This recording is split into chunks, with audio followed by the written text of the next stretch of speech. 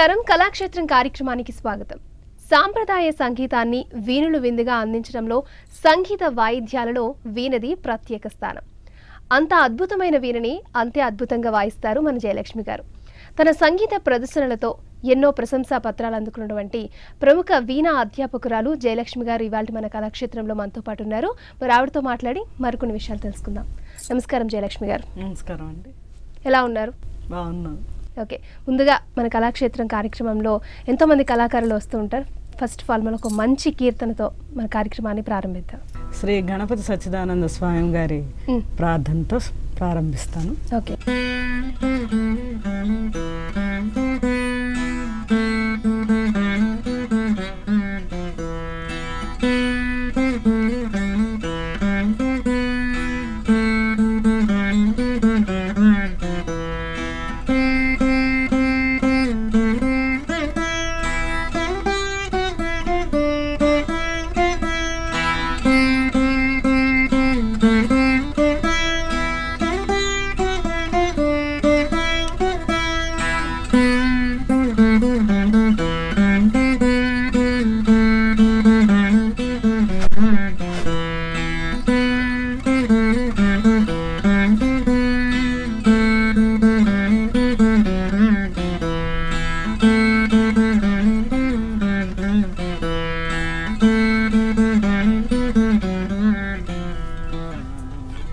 మంచి కీర్తనతో మన కార్యక్రమాన్ని ప్రారంభించారు జయలక్ష్మి గారు. ఇప్పుడు వీణ అంటే నిజంగా ప్రత్యేక స్థానమే ఉంటుంది అన్ని సంగీత వాయిద్యాలలో కూడా.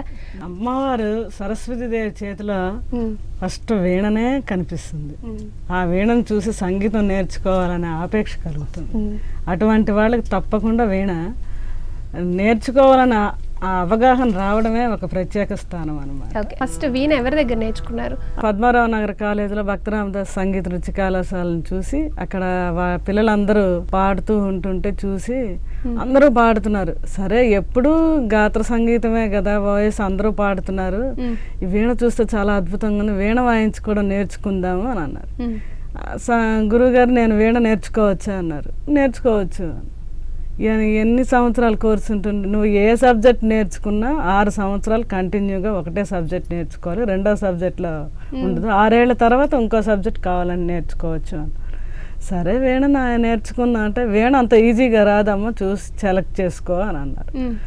ఏమిటో వీణ చూడంగానే ఇంకెలాగైనా వీణలో ఎందుకు రాదు, ఎందుకు కష్టం ఎందుకు వస్తుంది, నేను ఎలాగైనా వీణ నేర్చుకుంటానని చెప్పి అప్పుడు చాలా తక్కువ ఫీజు, 60 రూపాయలు ఉండేది. ఇమ్మీడియట్గా వాళ్ళతో పాటు జాయిన్ అయిపోయాను. ఇంట్లో పర్మిషన్ అడగటం ఏమీ లేదు. అక్కడే కూర్చొని వాళ్ళతో కూర్చొని వీణ వాయిస్తూ అక్కడ శ్రీ ఆల్వాల్ శారదా గారని ఆవిడ వీణ అధ్యాపకులుగా ఉండేవాళ్ళు. ఆవిడ వీణ చెప్తూ ఉండేవారు. ఆవిడ ఎంత చక్కగా సరిగమ పదనిస నుంచి మీటు ఎలా వేయాలి, మీటు ఏమిటి, అసలు 1, 2, 3, 4 దగ్గర నుంచి ప్రాక్టీస్ చేయించి అట్లా నా విద్యాభ్యాసం స్టార్ట్ అయ్యింది. ఇప్పుడు మా కోసం ఒక అన్నమయ్య కీర్తన. అన్నమయ్య గారి కీర్తన వాయిస్తాను. జగడపు చనవుల జాజర.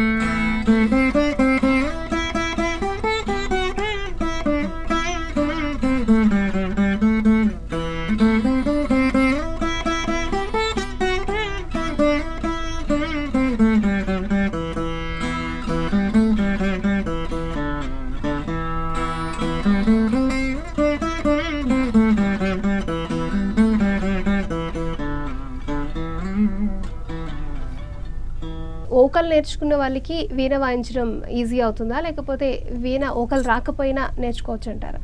అలా రావాలని ఏం లేదు. ఓకల్ ఏంటంటే మనం తాళానికి చక్కగా పాడుకుంటూ ఉంటే మళ్ళీ మనం దాన్ని పుస్తకంలో చూసి వాయించి ఇట్లా చేసే కంటే డైరెక్ట్గా మనం వోకల్ మనసులో నేర్చేసుకొని వీణ మీద వాయించుకోవటం. వోకల్ వీణ కంటిన్యూగా పాడి నేర్చుకోవాలని ఏం లేదు.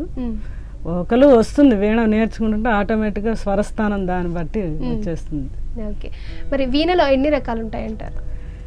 వీణలో తంజావూరు వీణలు ఒకటి ఉంది, బొబ్బిలి వీణలు, తర్వాత నూజివీడి వీణలు, మైసూరు వీణలు అని ఇలా పేర్లు పెడతారు. అంటే ఆ ఊరికి సంబంధించిన సాంప్రదాయంగా వాళ్ళ ఊరి పేరు పెట్టుకున్నారు.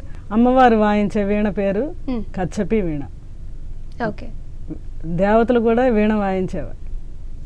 తుంబురుడు, నారదుడు, తర్వాత విష్ణుమూర్తి వాయించే వీణ పేరు సారంగ వీణ. అట్లాగే నారదుడు వాయించే వీణ పేరు మహతి వీణ, మహతి. అట్లా ఒక్కొక్క పేరు ఒక్కొక్క వీణ ఎప్పటి నుంచో చాలా పురాతనమైన వాయిద్యం అనమాట. అక్కడి నుంచే ఉంది అనమాట. వాళ్ళ స్థానంలోంచి మనకు వీణ పరిచయం అయినది అనమాట.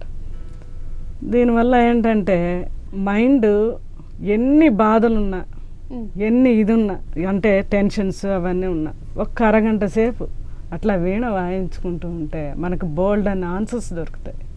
ఈ వీణావాదనంలో శ్రీ గణపతి సచ్చిదానంద స్వామి వారు కూడా సంగీతం ద్వారా ఎన్నో వ్యాధులని నయం చేశారని చెప్తారు. ఇట్లా భైరవ రాగం వాయిస్తుంటే మూర్ఛ రోగాలని అదుపులో చేయవచ్చు అని చెప్పి, మోహన్ రాగం వాయిస్తుంటే ఎక్కడ లేని ఉత్సాహంగా ఉంటుందని చెప్పి ఒక్కొక్క దానికి ఒక్కొక్క పేరు ఉంది. అది చాలా హిస్టరీ చదువుతూ ఉంటుంది, ఒక్కొక్కటి బయటకు వస్తుంది. ఓకే, ఈ వీణ మీ లైఫ్లో ఎప్పుడు భాగమైంది? వీణ వచ్చాక మీ లైఫ్ ఎలా ఉంది? అసలు నాకు ఉద్యోగం వస్తుంది, ఇది నాకు ఆధారం అవుతుందని నేను అనుకోలేదు. మామూలుగానే సంగీతం ఏదో నేర్చుకోవాలి, ఒకసారి చూస్తే బాగుంటుందని చెప్పి వెళ్ళాను, ఆ కళాశాలలో నేర్చుకున్నాను, అయిపోయింది. తర్వాత ఆల్ ఇండియా రేడియోలో డి శ్రీనివాస్ గారని చాలా అద్భుతంగా వాయిస్తారు. ఆయన కచేరీ చూసిన తర్వాత భయ్ వీణ ఎంత చక్కగా, ఆయన వేళ మీద ఇట్లా సరస్వతిదేవి నడుస్తుంది అనమాట, అంత బాగా వాయిస్తారు. ఆయన చూడంగానే అబ్బాయి ఇలా నాకు ఎప్పుడు వస్తుంది, ఈ సంగీతం ఎలా నేర్చుకోవాలి, ఏ విధంగా నేను ఇట్లా సాధన చేస్తే వస్తుందని అంటే, మహాతల్లి మా గురువుగారు శ్రీ ధూళిపాళ్ళ లక్ష్మీ తులసి గారి దగ్గర నేర్చుకున్నాను. ఆవిడ నాకు కన్న తల్లి కాదు, అసలు దేవత. ఆవిడ నా అందులో కూర్చోబెట్టి, వాళ్ళ ఇంట్లో కూర్చోబెట్టి, ఇది కాదు సంగీతం ఏమిటి అని చెప్పి మళ్ళీ మొదలు పెట్టాను. ఆల్రెడీ డిప్లొమా అయిపోయింది. మళ్ళీ అసలు సంగీతం ఏంటి, ఎలా వస్తుంది, దానిలో ఒక గమకం ఏంటి, దానిలో ఒక విశిష్టత ఏమిటి, తాళం ఏంటి, లయ నేర్చుకున్నారు. ఆ తర్వాత ఆవిడ విద్య నేర్పించి భోజనం పెట్టి కూర్చోబెట్టి మళ్ళీ దాని యొక్క ప్రత్యేక స్థానం ఏమిటో చూపించారు ఆవిడ. నాకు మళ్ళీ పునర్జన్మ వచ్చిందంటే ఆవిడ వల్ల. మరి ఇప్పటికీ వీణ సాధన చేస్తూ ఉంటారు? వెళుతూనే ఉంటాను. మా గురువు గారి వయసు కూడా దగ్గర 80 ఏళ్ళు. ఇంకా శ్రీ ధూళిపాళ్ళ లక్ష్మీ తులసి గారు గాంధీనగర్లో ఉంటారు. ఆవిడ వీణ ఎంత నెమ్మదిగా ఉంటుంది, సౌండ్ గట్టిగా గజగజగా రాకుండా, ఆవిడ మనసు కూడా అలాగే. రాదు నీకు అని అనరు, ఎలా రాదు చూడు, కూర్చొని ప్రాక్టీస్ చేయి, వస్తుంది, చెయ్యి, కూర్చో, నా ముందు చెయ్యి. గంటలో చెప్పే పాఠం కాదు, థియరీ చెప్తారు, దానిలో యొక్క భావం చెప్తారు, దానిలో యొక్క ఎందుకు ఇలా ఉంది, దీనికి వీణని ఇలా వదిలేస్తే ఎలా ఉంటుందని మళ్ళీ దానిలో యొక్క జీవిత సత్యాన్ని నేర్పించి ఆ పాఠం యొక్క అర్థాన్ని చెప్పి, రేపొద్దున నువ్వు టీచింగ్ చేస్తే వాళ్ళకి నువ్వు ఎలా చెప్తావు, ముందు నువ్వు బాగా నేర్చుకో, నువ్వు బాగా చెయ్యి అని చెప్పి ప్రతి క్షణం నన్ను ఎంకరేజ్ చేసి నన్ను ముందుకు నడిపించి, అట్లాగా డిప్లొమా అయిపోయిన తర్వాత మా మ్యూజిక్ కాలేజీలో మా ప్రిన్సిపాల్గా శ్రీమతి సువర్ణలత గారు అప్పుడు ఆవిడ ఉండేవారు. అప్పుడే మా గురువు గారు అందరూ ట్రాన్స్ఫర్ వెళ్ళిపోయారు. అక్కడ విద్య చెప్పడానికి ఎవరు లేరు, నువ్వు వచ్చి కాస్త వీణ నేర్పించవచ్చు కదా పిల్లలకి అని. ఆ తర్వాత నాకేం వస్తుందండి విద్య, వీణ ఇప్పుడే డిప్లొమా అయ్యింది అది అంటే, లేదు నీకన్నా చిన్న వాళ్ళకి చెప్పడం స్టార్ట్ చేయను. ఆ రకంగా 2005లో నాకు కాంట్రాక్ట్ విద్య అధ్యాపకురాలుగా, వీణ అధ్యాపకురాలుగా ఆవిడ ఇమ్మీడియట్గా అర్జా శ్రీకాంత్ గారు అప్పుడు అవకాశం ఇచ్చారు. ఇచ్చిన తర్వాత ఆ రోజు నుంచి ఒక 13 సంవత్సరాలు నేను అదే కాంట్రాక్ట్ బేసిక్లో అదే కాలేజీలో 750 పైన స్టూడెంట్లను తయారు చేశాను. ఓకే, వీణలో మాస్టర్స్ డిగ్రీ కూడా చేశారు. సో చాలా అరుదుగా చేస్తూ ఉంటారు వీణలో. సో అది మీరు చేయాలని మీకు ఎవరైనా సజెస్ట్ చేశారా, మీరు చేయాలనుకున్నారా? ఎంఏ చేయటానికి కూడా ఒక ఇది ఉందండి. అకాడమిక్గా నాకు 10th క్లాసే, నా పెళ్ళైనప్పుడు 10th క్లాసే. 10th తర్వాత నేను ఏం చదువుకోవాలి. ఎంఏ చదవాలంటే కనీసం అకాడమిక్ ఇయర్ డిగ్రీ ఉండాలి. డిగ్రీ లేదు. డిగ్రీ లేకపోతే మళ్ళీ ఏం చేయాలి, డిగ్రీ చదవాలి ఇప్పటికిప్పుడు అని అంటే డిగ్రీ చేస్తేనే ఇస్తారమ్మా. సరే అని చెప్పి మళ్ళీ అంబేద్కర్ యూనివర్సిటీ నుంచి డిగ్రీ చేసి 3 ఏళ్ళు తర్వాత ఎంఏ చేసి దానిలో ఎలాగైనా డిగ్రీ చేయాలని చెప్పి ఒక పట్టుదల అనమాట, ఎంఏ చేయాలి.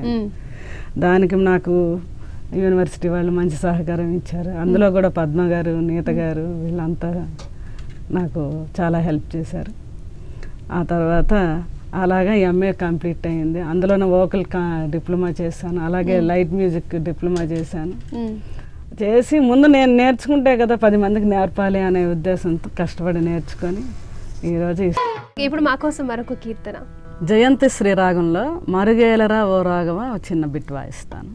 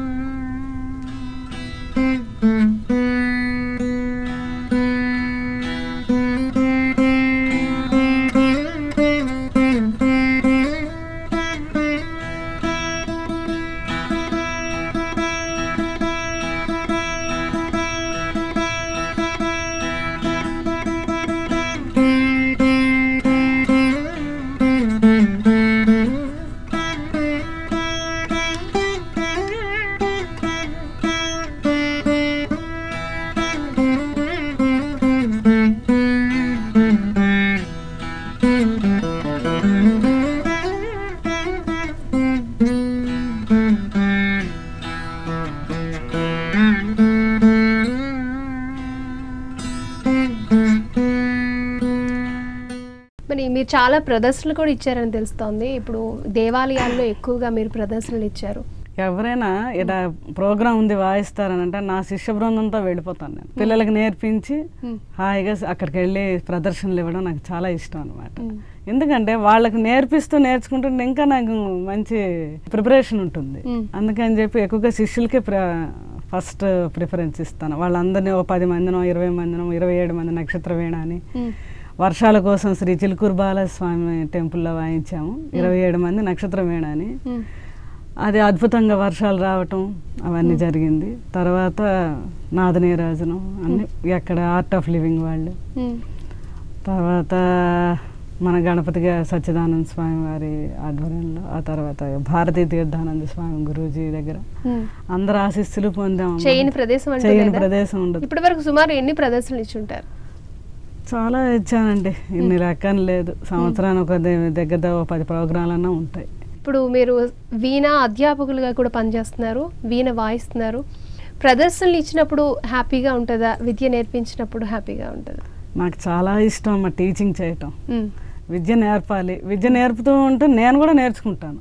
నాకు దాన్ని ఏమంటారు సాధన అవుతుంది. ఎక్కువగా టీచింగ్ ఫీల్డే ఎక్కువగా ఇష్టం. అలాగే ప్రదర్శన ఇచ్చినప్పుడు మాత్రం కొంచెం స్టేజ్ మీద వాయించాలంటే భయం వేస్తుంటుంది ఇప్పటికేను. కానీ పిల్లలతో వాయిస్తుంటే ఏ భయం ఉండదు. వాళ్ళతో పాటు నేను కూడా చక్కగా సాధన చేసుకొని, మనకి ఎదురుగా పక్కన ఎవరు కనబడరు, వెళ్ళిపోతూ ఉంటాం వాయించుకుంటూ సాధన చేసుకుంటూ.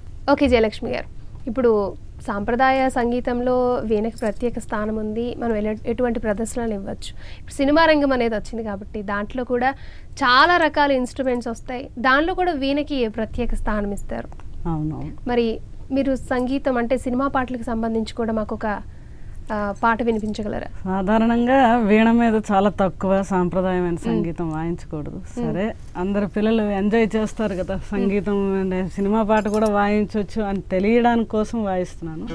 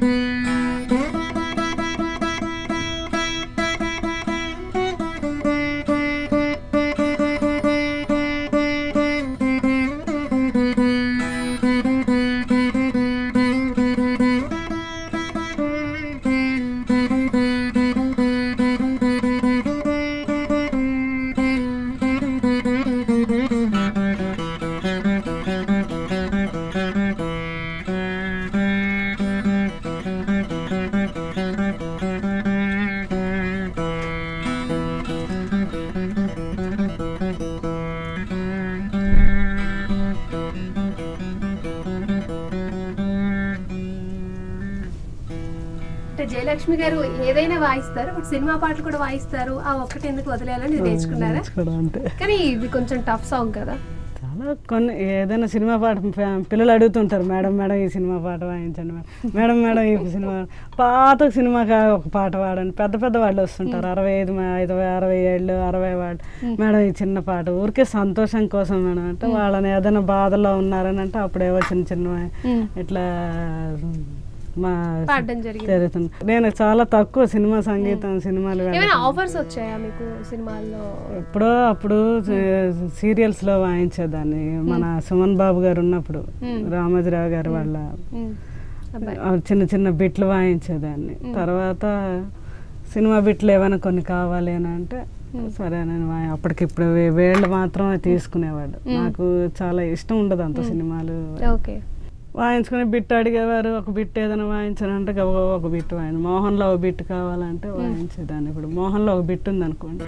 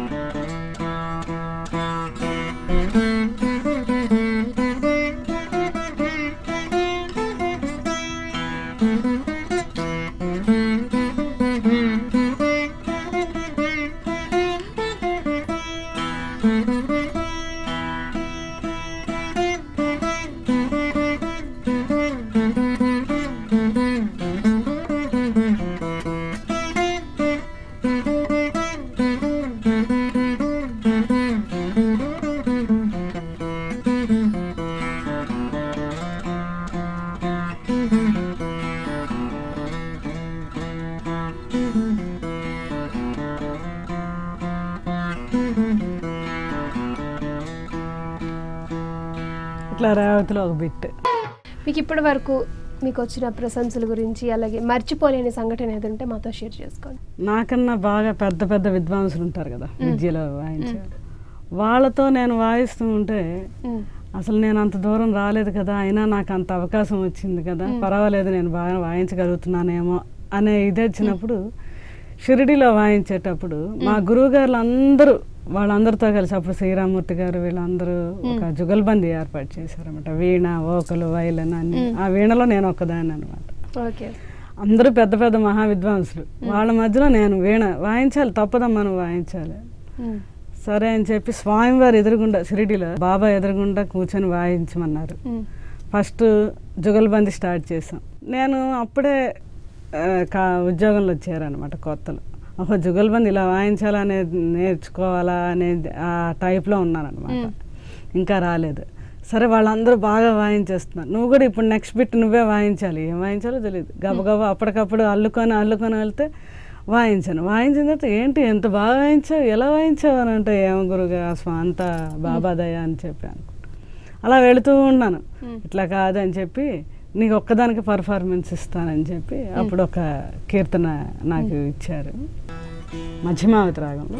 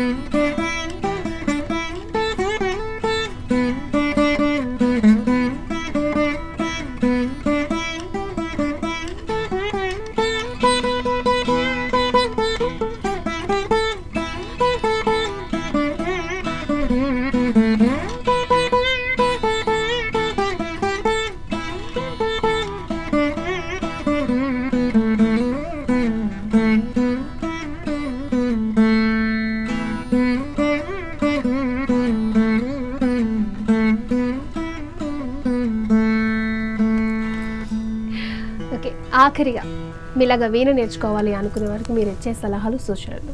వీణ నాకేమి రాదు అని అనుకోకూడదు. సాధన చేస్తే చక్కగా మా కాలేజీకి రండి, ఫ్రీ గవర్నమెంట్ మ్యూజిక్ కాలేజు, సంవత్సరానికి 500 రూపాయలు ఛార్జింగ్ అంతే. అందరికీ అవకాశం ఉంటుంది. 65 ఏళ్ల వరకు, 10 సంవత్సరాల నుంచి 65 ఏళ్ల వరకు నేర్చుకోవచ్చు. అందరూ రావచ్చు. మేము వస్తే తప్పకుండా వాళ్ళందరికీ మేము నేర్పిస్తాం. అది కరెక్ట్గా సిలబస్ ప్రకారం థియరీ చెప్తాం, మళ్ళీ ప్రాక్టీస్ సాధన ప్రాక్టికల్గా ఉంటుంది. 4 సంవత్సరాలు సర్టిఫికేట్ కోర్సు అండ్ 2 సంవత్సరాలు డిప్లొమా కోర్సుతో సంగీత విద్య పూర్తి అవుతుంది. ఆ తర్వాత ఏదో మనకి ఉద్యోగం ఏమీ లేకపోయినా హాయిగా ఇంట్లో కూడా కూర్చొని పాఠాలు నేర్పించుకొని 10 మందికి మీరు కూడా ఆదర్శం అవ్వడానికి కూడా అవకాశం ఉంటుంది. సాయంత్రం పూట కూడా పాఠం నేర్పించవచ్చు ఎక్కడైనా. ఏది ఉండదు, ఏది మనకి దీనివల్ల నష్టం జరిగేది లేదు. దీనివల్ల అందరికీ మెంటల్ టెన్షన్లు పోతాయి, చక్కగా నేర్చుకోవడానికి సాధన మాత్రం ఇంపార్టెంట్. ఓకే జయలక్ష్మి గారు, మరి వీణ గురించి చాలా విషయాలు చెప్పారు. మీరు ఎలా అధ్యాపకులు అయ్యారు, మరింత మందికి మీరు పిల్లలకి వీణ నేర్పించాలని, మరిన్ని ప్రదర్శనలు ఇవ్వాలని, మరింత మందిని అలరించాలని మనస్ఫూర్తిగా కోరుకుంటున్నాం. ధన్యవాదాలు. Thank you. ఓకే, చూశారు కదండి, ఇది ఈనాటి మన కళాక్షేత్రం. మరో ఎపిసోడ్లో మరో కళాకారుడితో మళ్ళీ కలుద్దాం. చూస్తూనే ఉండండి భారత్ టుడే.